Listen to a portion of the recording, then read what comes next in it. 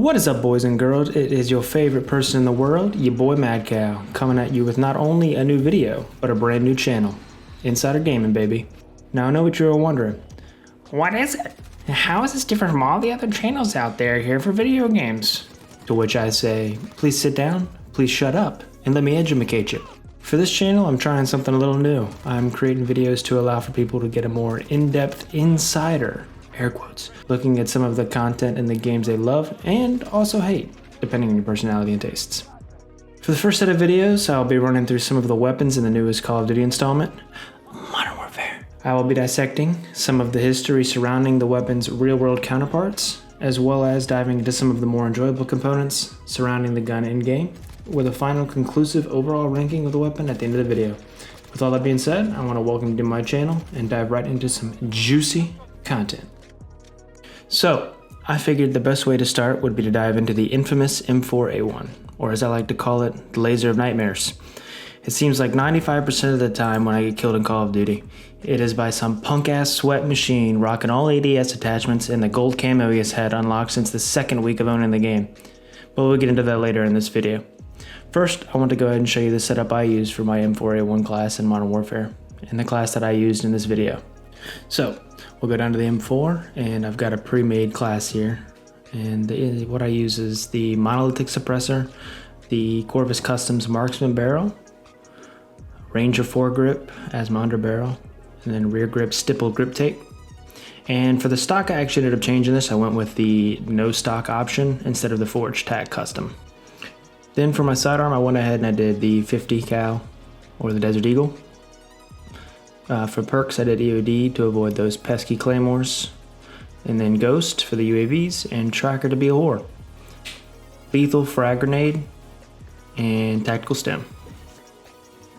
So, now that we've gone ahead and gone through the class, let's go ahead and get loaded into a game and possibly take a look at the history of the M4 carbine. Oh, Gunrunner 10v10 domination, how I love thee. This is easily one of my favorite maps in this game. So, now let's take a quick look at the history of the M4 carbine while we enjoy a little gameplay.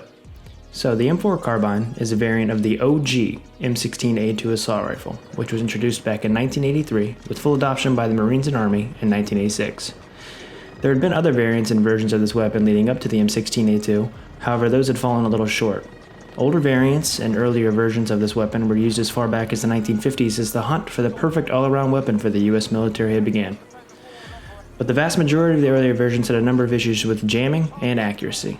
And the only way to resolve that jamming issue was to go through the process of a full field strip.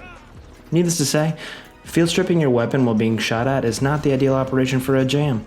This became a huge issue when the US was in Vietnam under notoriously wet conditions, with most of these issues surrounding this not being resolved until 1968. These earlier versions shot a 7.62 NATO round. Due to demand from users and NATO alike for a smaller cartridge, the 5.56mm NATO round was later introduced, and this is when the M16A2 came in. Which brings us to our now beloved M4 carbine, or the M4A1 variant, which is used in Modern Warfare. This shorter, lighter variant still shoots the 5.56 NATO round of its older brother, the M16A2, but has taken its spot as the weapon of choice by the Army and Marine Corps, as well as almost all of the US Special Operations units. It was designed in 1984 and accepted into service in 1994, with conversion to the official M4A1 variant in 2014. This weapon is fully automatic, air-cooled, gas-operated rifle with a maximum effective range of about 500 to 600 meters. That is 550 to 660 yards, or about 6.5 football fields for all my fellow Americans out there that, for some reason, also feel the need to measure things in terms of football fields. The M4 has been used in a number of different conflicts recently and has more than dispersed the reliability issues of its family lineage. So, now that we've covered the history of the M4, let's dive into the Modern Warfare review. This gun is a laser beam. It seems to have no idea what range it is best at. It can operate as a submachine gun, a medium to long range rifle, or a flat out sniper with zero recoil and unlimited range. Put this in the hands of any Modern Warfare player and they will typically play their best. With all that being said, if you use this weapon, I probably hate you. It's nothing personal, I just feel like you play the game to post up in the nearest hidey hole you can find and laser kids as they try to play the objective. Good for the old KD, but bad for your team. You fall into one of two categories when using this gun. A total BK but boosted by the power of the M4, or a sweaty bucket of sweat and boosted by the power of the M4. I will let you figure out which one you are. Going back to what I said earlier in this video, I am killed more by this gun than any other gun in this game, which I think points to the balance of it. At the end of the day, if it makes you happy to use this gun, I say go for it. Just know that you are a basic bitch and I hope that you get spawn trapped for your next 100 games. Again, nothing personal, cough cough. For my overall ranking for this weapon, I would probably give it about a 9.5 out of 10. It is everything you need, and if you pick it up, you will most likely find some sort of success. The GD thing is fluid, man. It fills whatever container job you want it to. For the newer players, I encourage you to use this until you get a better feel for the game, as it will help you out big time.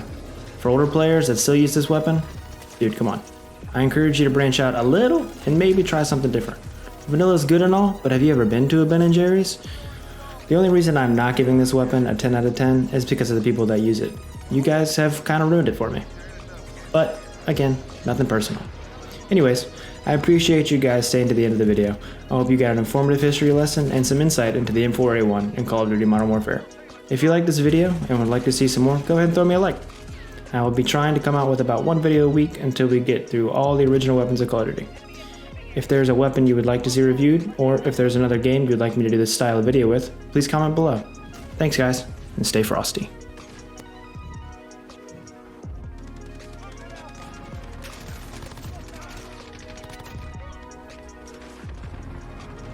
Man, you must be really enjoying this gameplay. If you'd like to see the full thing, I will go ahead and attach a link to that in the description below.